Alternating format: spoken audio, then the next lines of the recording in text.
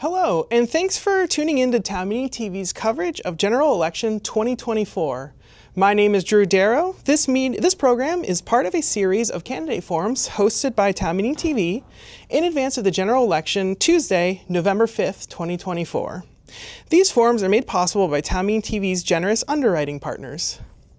You can find all our forums at cctv.org/general or on our Town Meeting TV YouTube page, where auto-generated captions are available. If you're tuning in on YouTube, click the subscribe button to stay tuned into local democracy for this election season.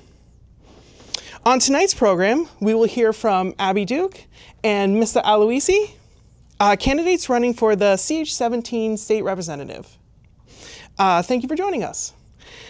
We have prepared a list of questions for each of you, and you will have 90 seconds to answer each question. Rebuttals will only be allowed if a candidate is named directly, in which case the candidate will have 30 seconds to respond. If you are tuning in live, we also welcome your questions at 802-862-3966. If you call in, we will do our best to prioritize your question, though we will screen calls to ensure questions are not repeated. We ask that you share your name, the town that you live in, and that your question be directed to the candidates, not just one candidate in particular. You can submit your questions online for future forums at cctv.org/general. Since we already have a call on the line, let's do opening statements from Abby and then Missa, and then we'll get to the caller. So please, you have 60 seconds for your opening statement. Great, thank you, Drew. My name is Abby Duke, and I moved to Burlington about 26 years ago. As a young person, kind of looking for adventure, I guess. And I fell in love with Burlington, and I built my life here. I bought a house, I started a business, I had a civil union, and had 2 kids who are now both at Burlington High School. But if I was starting out now, I don't see how I could have afforded to buy a house, much less start a business and raise a family. I'm really concerned that if we don't take action, Burlington is going to stagnate. Our kids won't be able to stay here. People who work in Burlington won't be able to live in Burlington. Families won't be able to move here.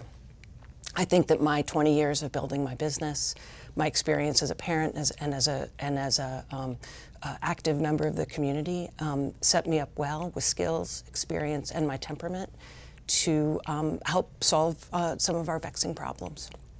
Thank you. Thank you, Abby. And Missa, would you like to do your opening statement? Yeah. I'm running because I believe there needs to be more people like myself in the State House. I am a queer parent of a 11 and 7-year-old.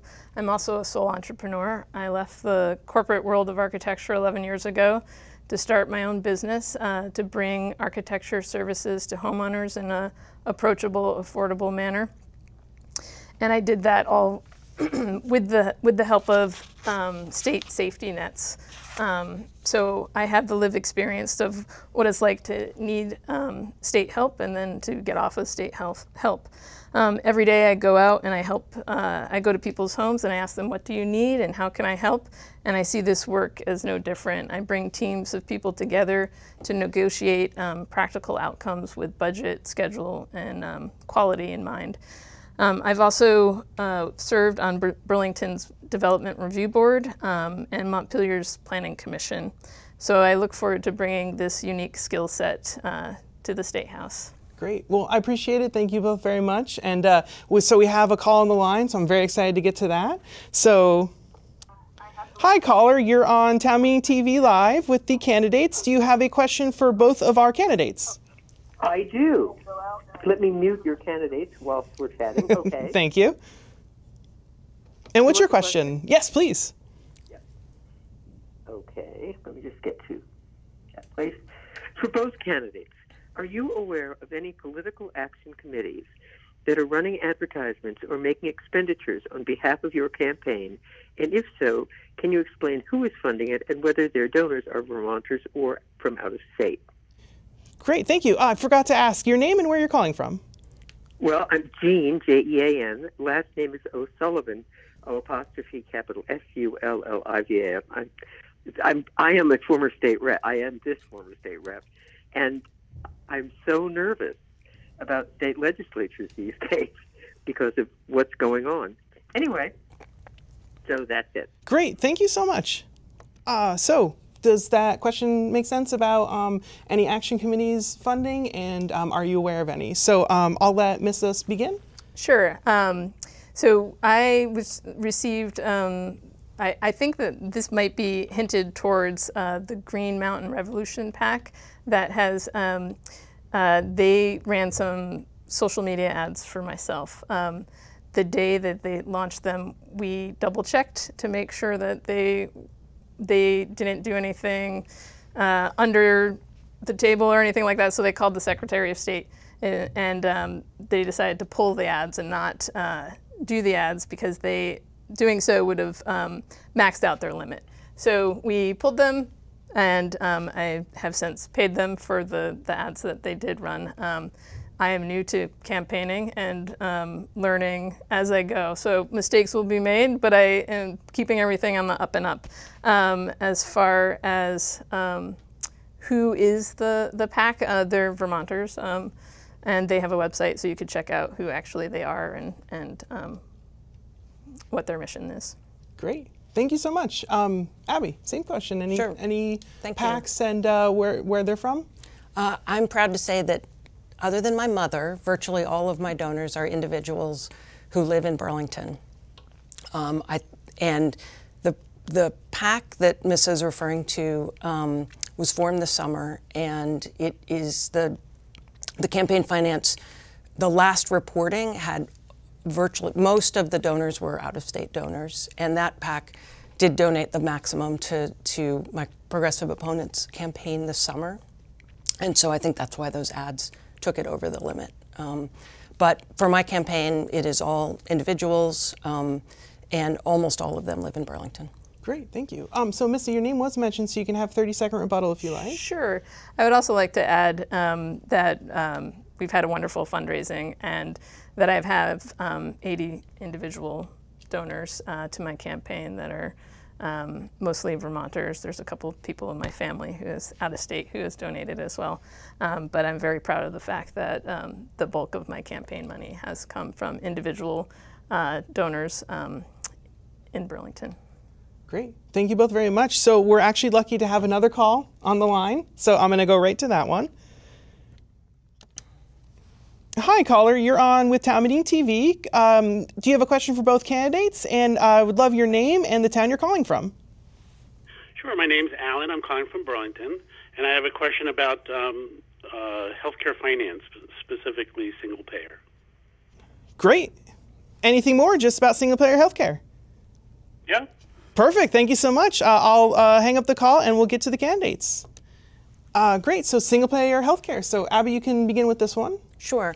I believe strongly that healthcare is a human right. I believe that healthcare should be available to everybody regardless of their ability to pay. I also believe that healthcare should be separated from employment. I think that would help workers, it would help employers, and it would also help our economy by separating them. And I think there are some, so back up, I mean, we're a state of 645,000 people. Healthcare is a huge industry in our state. 1 out of every $5 that is spent in our state is related to healthcare. This is something that we need to address and we need to find solutions to. You know, the Shumlin administration worked hard to and really campaigned on single payer healthcare, and I think found that as a state we're not able to do it alone.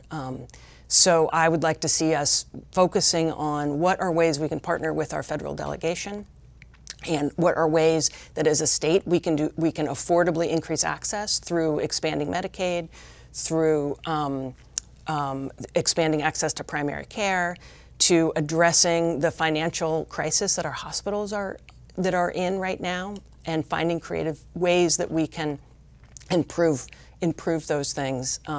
But I think it's going to be really hard to get to single payer as a state alone. Great. But I certainly support it conceptually and at a federal level. Great, thank you, Abby. And Missa. Yeah, I also agree that, you know, in a perfect world we'd handle healthcare costs at the federal level, and that we would have single payer throughout. I think the state of Vermont, we can take steps in that direction, in a practical way. Universal primary care is a solution that has been thrown out there before, and it had gained momentum in the State House. And it's a way, the primary care is actually the least expensive part of healthcare, and if we could incrementally work towards single payer in practical steps, that we can eventually get there, hopefully with the state, with the help of federal laws, but or federal programs. So I think the universal primary care is a step in that direction. That is something we could work towards. Great, thank you. I appreciate it. And we're right back to the calls. We have another caller on the line. Wow. Thought we did. Oh, there they are. Hi, caller. You're on with Town Meeting TV. I'd love your name, the town you're calling from, and a question for both of our candidates, please. Sure. Thanks for taking my call. My name is Erin Kronigfeld, and I live in Burlington.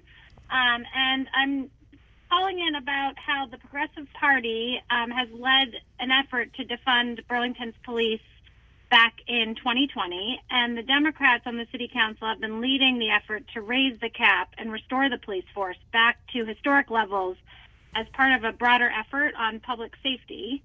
So for each candidate, I'd like to ask, why should voters trust you and your party on the critical issue of restoring our police force? Great. Thank you so much for calling in. Thanks. So, Miss, I'll let you begin with this one. So, on policing. Sure. Community safety is a big issue right now in Burlington. And I think that during the reckoning with the George Floyd murder that happened in 2020, we saw across the nation people having outrage with things that were happening within our law enforcement. Burlington was not immune to that, and they took action. I do appreciate the fact that Burlington did want to take action. Was it the right action at the time? I would probably disagree with that. I don't think that necessarily cap is the answer. I actually did a lot of research on this recently, and we were actually falling in numbers prior to George Floyd even in 2018. So if you look at the Burlington Police Department's annual reports, you'll see that they actually had trouble maintaining caps even prior to George Floyd and then afterwards when the caps were dropped. So really what we need to look at is we need to look at how we instill trust within our police department again, within the community. And that involves a big kind of PR effort to rebuilding those connections. Great. Thank you so much. And Abby, please, same question on policing. Thank you. Back in 2020, I did not support the move to cap the police department. I think that it was kind of a symbolic gesture that had real-world consequences in terms of making it harder to recruit police officers. Excuse me. And so, you know, our public safety concerns and challenges right now are related to the challenges of the police department, and also related to a lot of bigger problems. So obviously we need investment in social services. We also need a more robust police force so that they can respond when needed with crime and with residents' concerns. So I strongly support the current Democratic caucus in the City Council, who are working to analyze how do we improve recruitment and retention, and also really understanding how many police officers should we have, how many CSLs should we have, how many CSOs should we have. It's a big, complex system, and I don't think it should be a politically driven setting a cap. It needs to be able to be to change as our community's needs changes. Great. Thank you so much for that. So since we're out of callers, I'm going to move on to the questions that we have written up beforehand. So the question on property taxes and education. This year, many Vermonters will see a double-digit increase in their property taxes, and nearly a third of school budgets failed on town meeting day. How will you approach education funding reform and property taxes for the coming fiscal year? So Abby, would you begin with this question, please? Sure. The direction of property taxes is not sustainable. We cannot sustain continued increases in the property taxes for education funding.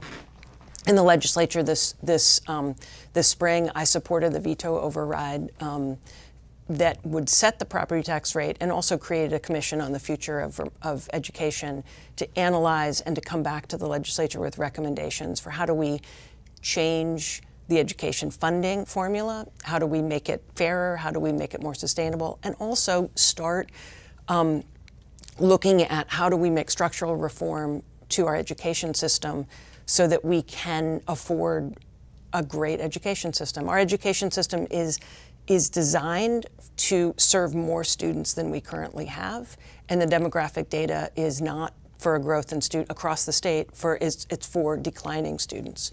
So how do we address that? How do we make structural reform so that we have a world-class education system, but we can do it in a way that we can afford? So I think that's one of the main jobs of the legislature this year, is to be looking at education financing and the way that we deliver education. Great, thank you so much, Abby. And Missa? Sure. As my role as an architect, my job is to look at as much data as possible and gather perspectives from as many people as possible, and then distill that information in a way that my client can understand, and then work towards a solution together towards a common goal. And I think this issue on property taxes is sort of in parallel with that. I encourage you guys to take a look at my website, Missa4VThouse.com. I've created some policy panels in property taxes. One of them I've created in a way to make policy really approachable for folks.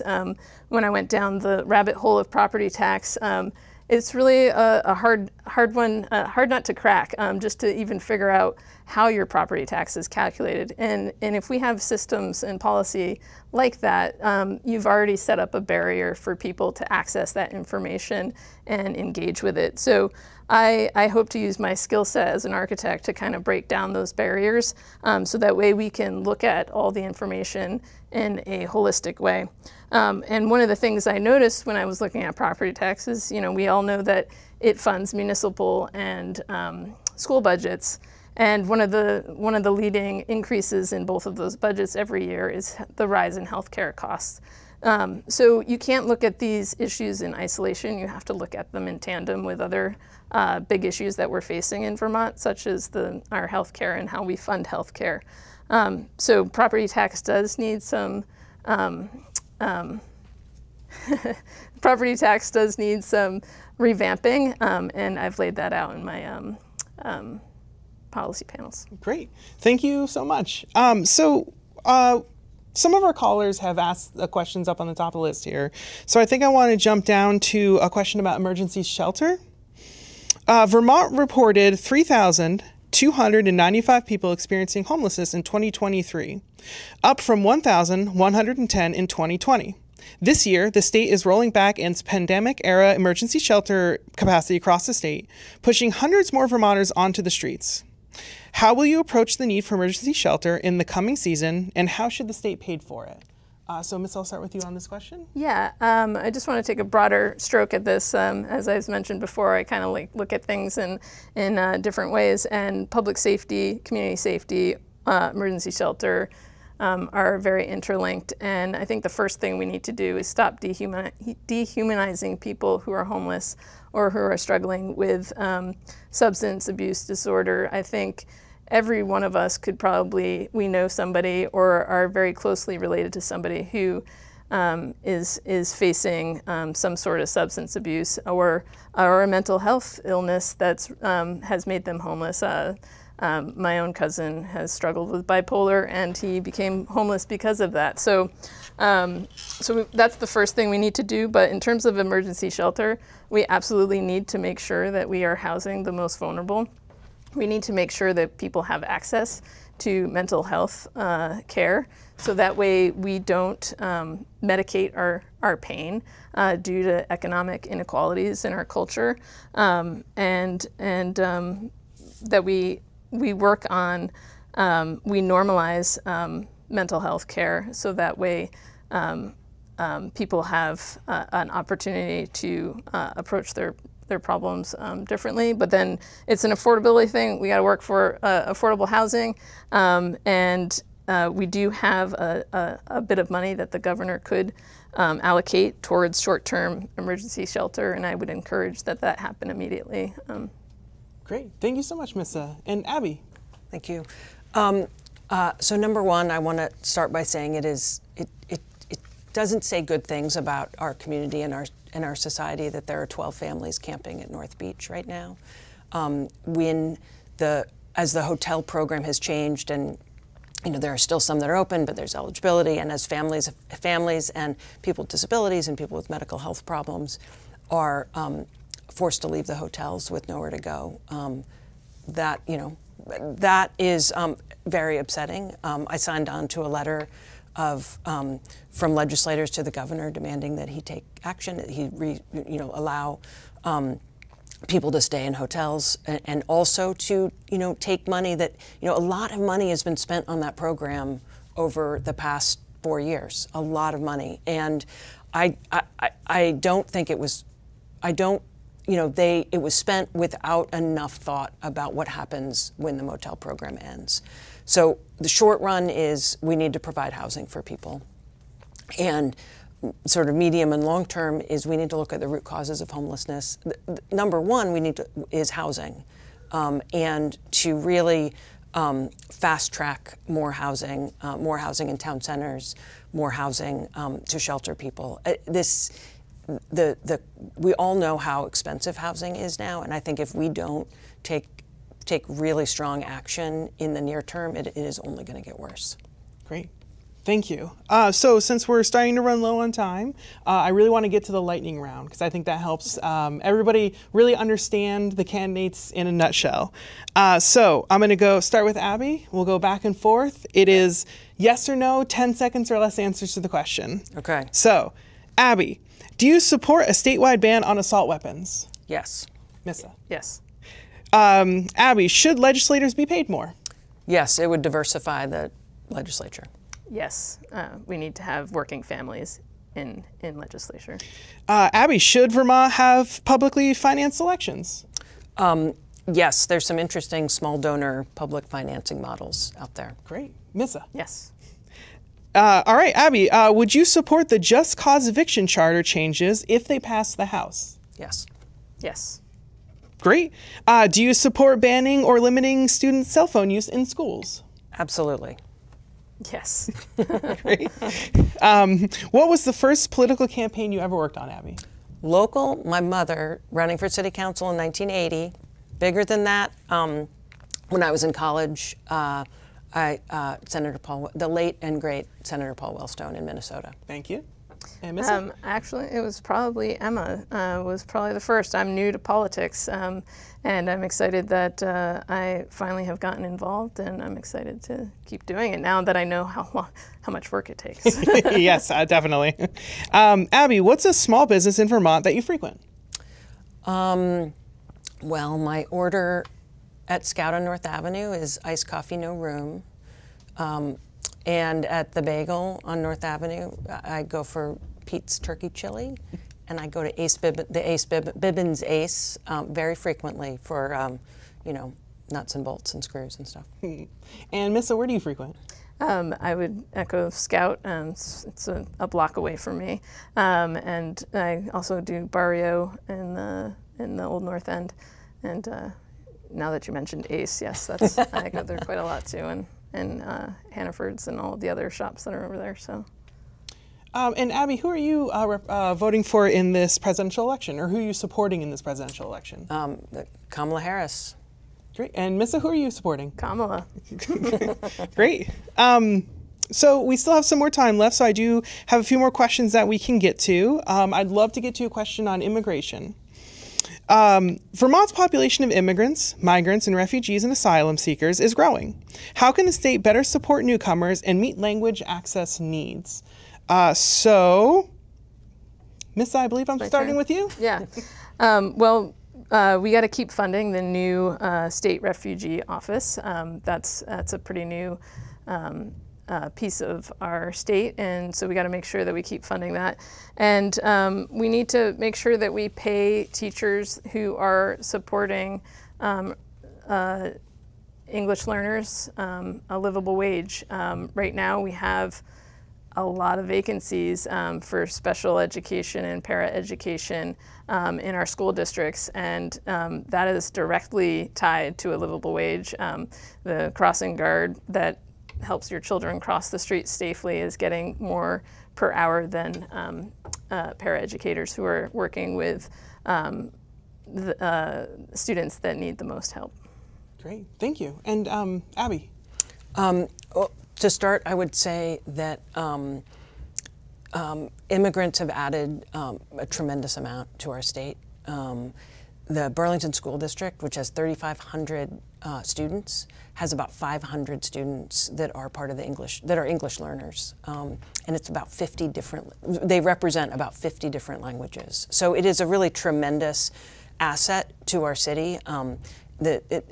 Immigrants have brought sort of vitality, economic vitality, new businesses, and so I think we need to look at programs statewide, such as the statewide office that looks at immigrant and refugee programs, and we really need to talk to people themselves and look at what else would be helpful. I think there's been I know the Burlington School District has done a lot of interesting things with technology and kind of ways for to help with translation. But I think supporting our new Americans is a really important part of supporting our community and supporting our economy as well.